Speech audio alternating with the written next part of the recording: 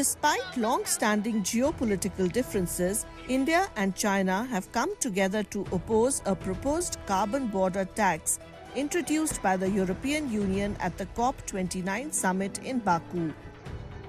The tax aims to impose levies on imported goods like steel, cement and aluminium with the goal of ensuring fair competition for EU-produced goods while cutting emissions. However, India, China and other developing nations argue that the tax infringes on UN climate principles and disproportionately impacts their economies.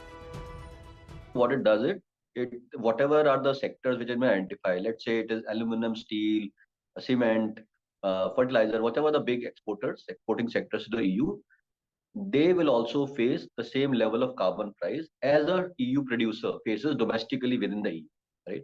Now, this whole process is called carbon border adjustment mechanism, and that's why even if you look at the the name of the mechanism, it is carbon border adjustment mechanism.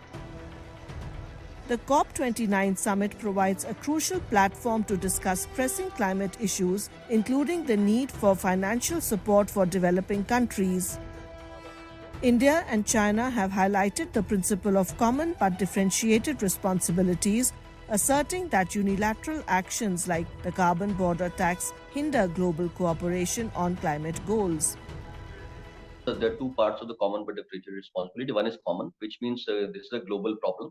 That means all of us are impacted by it. All the countries and all the citizens of the world are impacted by it, and all of us have to work towards solving the problem together in a cooperative manner. So that's the common part of it.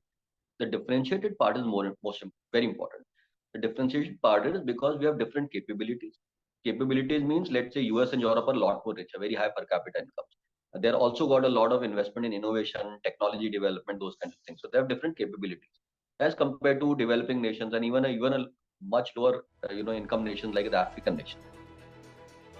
At COP29, the lack of climate finance emerged as a key issue, with developing nations facing the severe economic and social impacts of climate change. While the EU defends the carbon border tax as a necessary step for controlling emissions, critics argue that such measures damage international trust and threaten global progress towards a sustainable future.